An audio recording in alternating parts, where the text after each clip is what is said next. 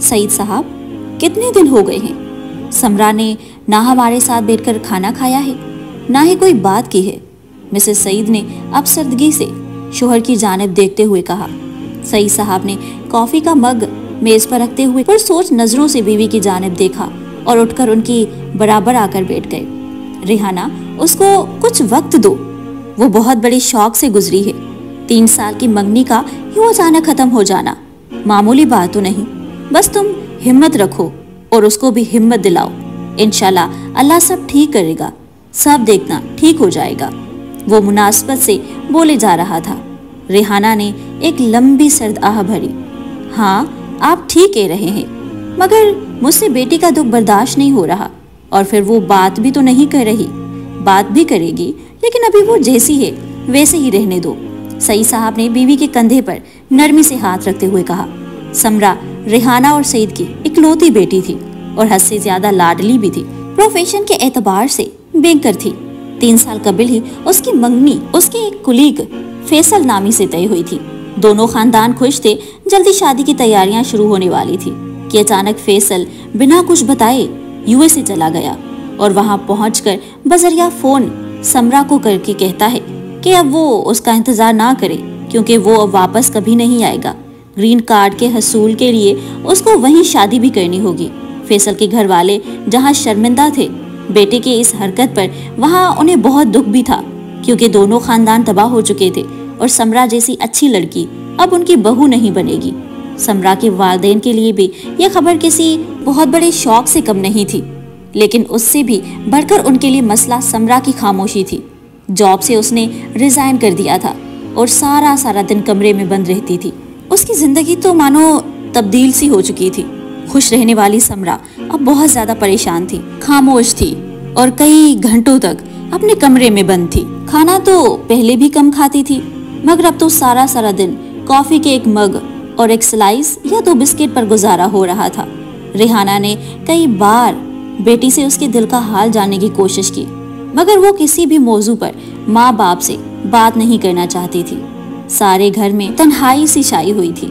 सईद साहब सुबह ऑफिस चले जाते और रात 9 बजे वापस आते। समरा अपने कमरे से बाहर ही नहीं निकलती थी। यूं रिहाना पूरे घर में पागलों की तरह फिरती थी। सोफिया, मुझे चाय का एक कप दे दो और फिर किचन की अच्छी तरह सफाई कर लो, रिहाना ने मुलाजमा को आवाज देकर कहा। सोफिया ने कुछ देर बाद चाय का कप और अखबार मेज पर रखा और जैसे ही पलटी उसके चेहरे पर खुशगवार हैरत दर आई।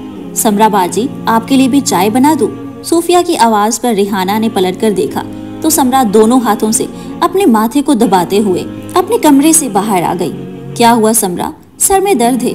रिहाना ने प्यार से समरा का हाथ थामकर उसको अपने पास सोफे पर बिठाया। अम्मी, सर फटा जा रहा है, दर्द इतना शदीद है कि मुझे कुछ नजर भी नहीं आ रहा। सोफिया, जाओ मेरे कमरे से एक ऑयल की बोतल लेकर आओ। रिहाना ने सोफिया को जल्दी जाने का इशारा किया।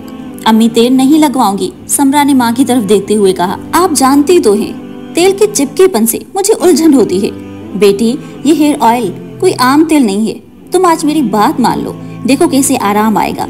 इतनी देर में सोफिया वो ऑयल की बोतल लेकर आ गई। समरा, तुम इधर आओ, मेरे पास आकर बैठ जाओ, रिहाना ने समरा से कहा तो वो बेदिली उसके पास जाकर बैठ गई और रिहाना ने उस ऑयल से अपनी हथेली पर थोड़ा सा तेल दगाकर समरा के सर पर लगाना शुरू कर दिया।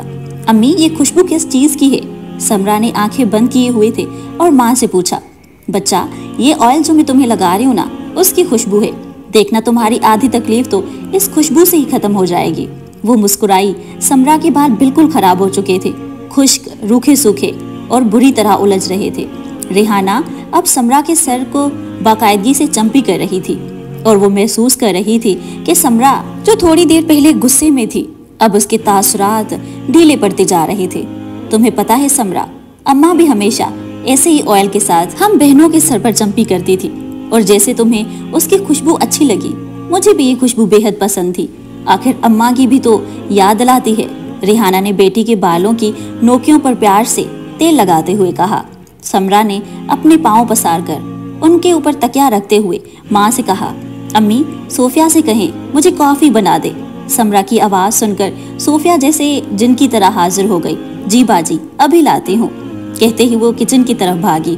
समरा, कुछ खा भी लो, बेटी कब तक भूखी रहोगी? माँ थी ना, बेटी के दुख पर उसे ज्यादा दुखी थी।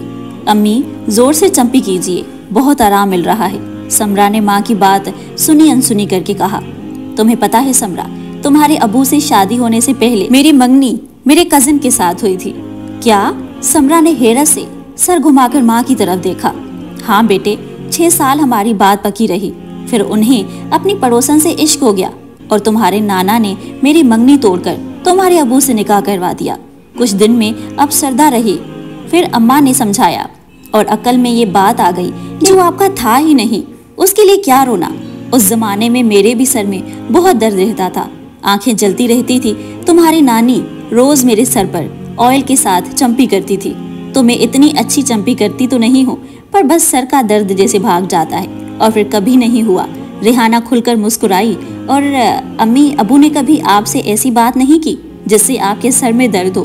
तो समरा ने हंसकर माँ को देखा और बेटी को कितने दिनों के बाद यूं खुलकर हंसता हुआ देखकर रेहाना की आंखें नम सी हो गई।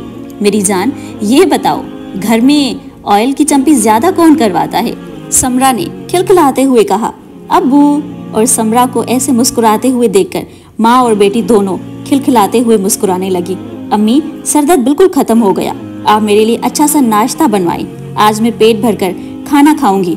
और रेहाना ने प्यार से समरा की तरफ देखा और ऐसा महसूस हो रहा था जैसे उसको दुनिया की सारी खुशियां मिल गई हो। बच्चों को मुश्किल वक्तों से निकालने के लिए वालिदैन को उनकी तरफ से एहसासी और फिक्री हिमायत फराहम करनी चाहिए।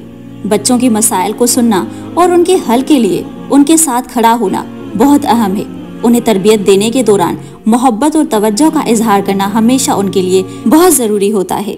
मसले का हल तलाश करने और उनको बखूबी हल करने की सलाहियत देना, उनके खुद एतमादी को बढ़ाना और इसी तरह वालिदैन बच्चों को मुश्किल वक्तों से गुजरने में मदद फराहम कर सकते हैं ताकि वो मजबूत और पॉजिटिव तरह से मुश्किलात का सामना कर सके। हम उम्मीद करते हैं कि आज की वीडियो आपको जरूर अच्छी लगी होगी। अगर ऐसा है तो वीडियो को लाइक कीजिए, चैनल को सब्सक्राइब करें, अपने कांटेक्ट लिस्ट में से एक इंसान को जरूर ये वीडियो शेयर कीजिएगा। हमें अपनी दुआ में याद रखिए। जज़ाकल्लाह खैर।